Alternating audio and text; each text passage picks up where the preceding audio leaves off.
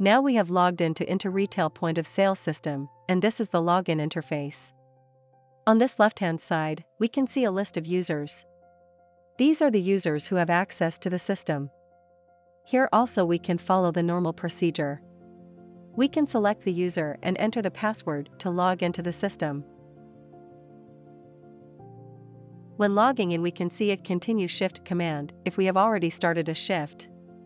Otherwise, we will be asked to enter the drawer balance with the load balance and load amount. And then we can open the day and continue the shift.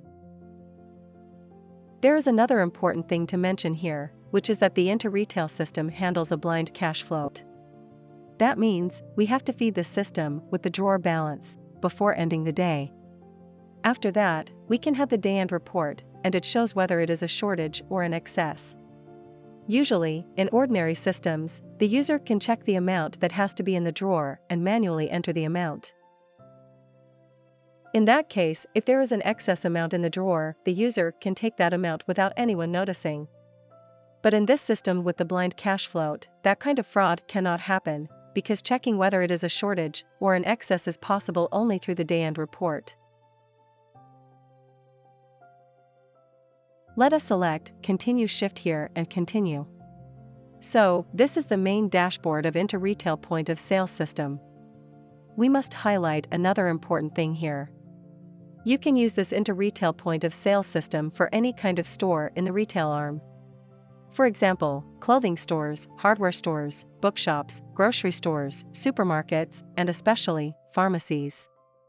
This system can be utilized in any of these retail stores to handle advanced billing functions along with inventory management. So let us again come to the main dashboard. You can see the billing interface on the left side, and on the right side you can see the functions available in the front end. The first thing we must consider is how to add items into the bill. There are a few options which allow you to add items to the bill. The first option is adding items through the item code. You can enter the code here to enter that particular item. Or else you can add items through the item name. Enter the item name here, and then you can add that item into the bill.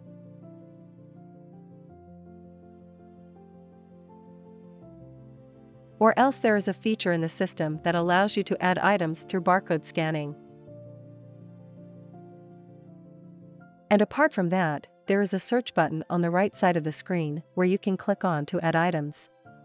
This will give you a window with the whole list of items, so you can select any item from the list and add them into your bill. Here you can search for items from the item register using a description, code, or the price. And there is a special facility here that you can use. When you select an item from the item register, it shows the available stock of that item here. Now let's move on to the billing list. After we add items into the billing list, it shows an edit icon and a delete icon for each item here. When we click on the edit icon, a small window will appear with few other options. The first option is custom rate. This option can be used to change the selling price of the item according to their need. So, this option has not been enabled to every user. According to the user levels defined in the system, the owner or the manager can define the privileges each user can have. So based on those privileges granted, they can use this option to change the selling price. Normally this option is enabled for the top level. Next option is line discount. It is used to give item by item discount. Here we can give the discount either as a percentage or a flat amount. After adding the amount, we can click on OK button and the discount will appear here in the discount column. Then we have remove option here, to remove the item from the list, and at last we have a quantity button which allows you to change the quantity of the item. So, these are the editing options we have for an item. Then we have the bill summary here which contains the item quantity, gross total, and then line discount if we have given any. And there is a field called promotions, which shows the system configured promotions if we have any. As an example, in most clothing stores, they run promotions during the seasons like 5% discount for the bill values above 5,000 rupees, etc. The scheduled promotions like that will affect our bills, and those discounts will be shown automatically here under promotions. Then we have the discount option, which we can use to give a discount for the total bill. Click on the button and then you can give the discount either as a percentage or a flat amount.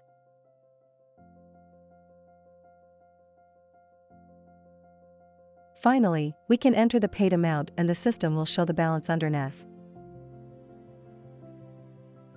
Then here, we have a bunch of payment options available in the system.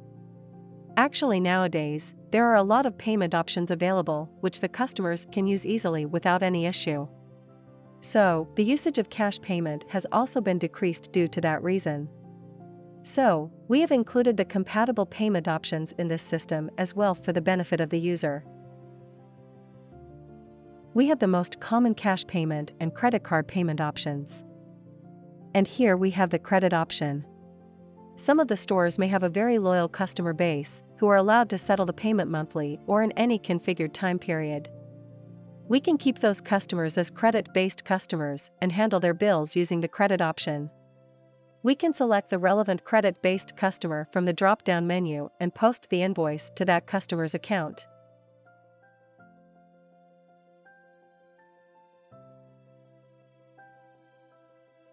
We can manage returns easily using this system. As we don't return money in most cases, we can use the return option to settle the bill in such situations. As other payment modes, you can configure any payment method such as Freeme, Easy Cash, etc. And the system facilitates online transactions as well. Another special facility granted here is, if the customer wanted to make payments using multiple payment methods, we have the mix payment option. For example, if someone wanted to pay some amount of the bill using cash and the rest using credit card, the system is ready to go with the mix payment option. We can add card details here, or we can configure the card reading machine and automatically get the details for this. After adding the payment methods, click on Pay button to confirm the payment. We can decide whether we need to get the printed bill or not, and if we need the bill we can use this toggle button to enable printing the bill. This feature will be really helpful to manage the paper consumption. Let's see how we can hold a bill using this system. There can be situations where the customer asks to hold the bill, maybe until they grab some other goods. In such situations you don't have to cancel the whole bill, instead, you can hold the bill using this hold option. When you click on the button you will get a hold order confirmation, and once you confirm that, you can make the bill hold until the customer comes for the payment. And you can view the hold bills under Pending Bills.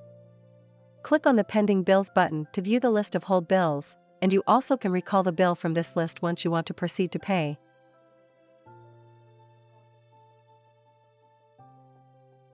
In case you want to cancel the bill before making the payment, you have the option to cancel the bill using Discard button. When you click on the button you will get a discard order confirmation, and once you confirm that you can discard the bill permanently. We have the promotion option here to configure the promotions in the system.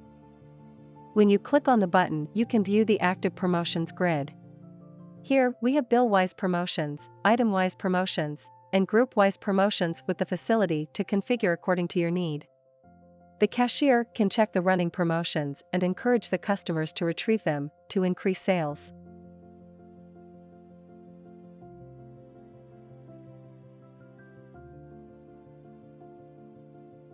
Then we have the cash drop option. Normally we do not let cash in or out before completing the day end. But there can be situations where such operations can occur. For example, when the owner is adding cash into the business, or when we are going to deposit the cash collection. We use cash drop option to manage this kind of cash flows. When you click on the button you will get a cash drop confirmation, and you can select whether it is a cash in or cash out. Once you add the amount with the reason, and confirm that, you can make the drawer balance equal with the system balance. This function will help the day end to run smoothly without any issues. There is a reprint bill option in case we wanted to reprint a bill for some reason. We can manage returns using the return option. When you click on the button, you will be able to view the list of bills, and you can search the bill number to select the relevant bill. Then you can enter the return quantity and confirm to complete the return operation. There is an option called Void Bill to cancel both the order and the payment. You can select the bill you want to cancel from the list and select the Cancel Order option to remove the bill history completely from the system.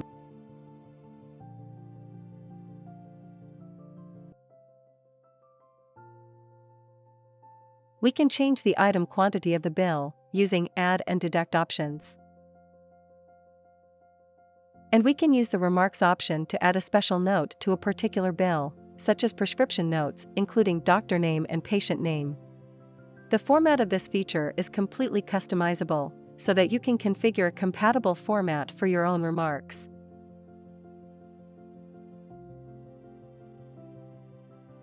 We can use Clear option to clear the item in the bill. We have another special feature in the Inter-Retail POS system, which is called Retail Rate and Wholesale Rate. Here you can see the button named Retail Rate. When you click on the button, you will get a confirmation window, asking whether you want to change it into Wholesale Rate. This command will change the button here into Wholesale Rate. Now we can add items into the bill for wholesale price. When you click on the Reminders button, you can view some categories of reminders which support the system. We can have a maximum stock level and a minimum stock level for each and every item.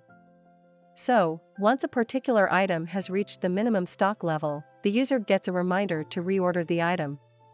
So the user gets notified whenever they have to call a purchase order for a particular item. We can view those notifications in detail here, such as short expiry items, items with stock levels, and personal reminders, etc. Another useful feature, specifically for pharmacies, is that, when we are trying to add an item to a bill, which is short expiry, it gets highlighted in red, so that the user can immediately identify that the item has a short expiry. We can manage expiry reminders by selecting when the system should send reminders, for example, before 30 days or before 3 months, etc. Another special feature developed for pharmacies is the customer list. When you click on this icon, you can view a list of customers. If the customer is new, we can add him using this shortcut. Add details of the customer and save the customer in the database. Once we have selected the customer, we can see the customer's name here, and we can give points to them as well. This option is usually used in supermarkets to handle loyalty points. If we click on this Order Template option while the customer is selected, we can save the customer prescriptions here. This feature is really important for pharmacies, as most of the customers are having repeated prescriptions. We can add new prescriptions and recall them whenever we need them. We can even edit these items after adding them into the bill using the Edit option. We can use this Back Office button to navigate into the back end. This interface is also a user-friendly and a customizable one. We can see a total summary of the account balances in the dashboard. Some of them are expenses, bank accounts, customer and supplier balance, income versus expenses, and sales, etc. One of the most important features of the back end is product creation. You can find it in Masters tab under Products. When you are creating the product for the first time, you have to add details such as product name, code, category, product brand, multiple measurement units, wholesale and retail rates, minimum and maximum stock levels, reorder level, bin of materials, and subcategories up to maximum of 8. We even can rename these options according to the customer requirements. Then you can create suppliers under Vendor Customer option.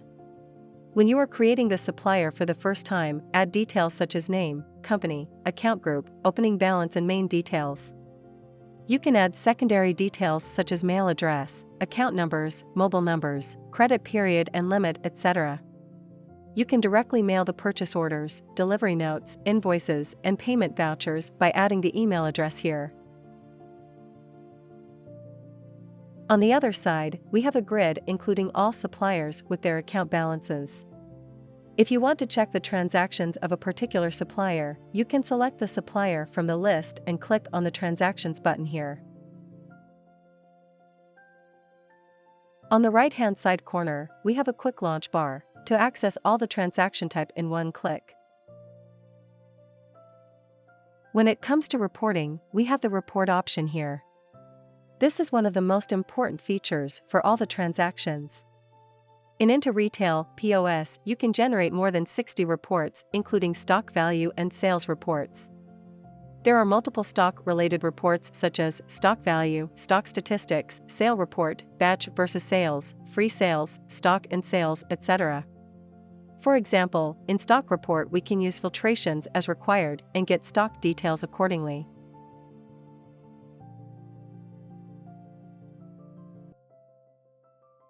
When it comes to sales-related reports, there are more than 25 reports available in the system, such as Sales Summary Report, Bill Cancellation, Counter-wise Sales, Payment Mode-wise Sales, Cashier-wise Sales, etc. As an example, in Sales Summary Report, we can add the time period and filter the details for the report. We can view a complete detailed report related to all the transactions took place. Finally, when it comes to the day-end procedure, you can click on the day-end option here. It shows a list of pending orders, which have not been finished yet. We can either settle payment or discard the bills using Discard Order option.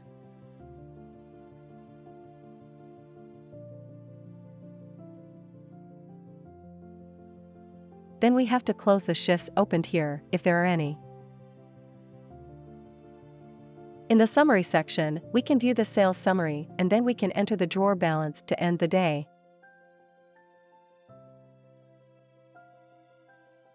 After the day-end process is completed, the owner or the top-level manager receives the day-end report automatically.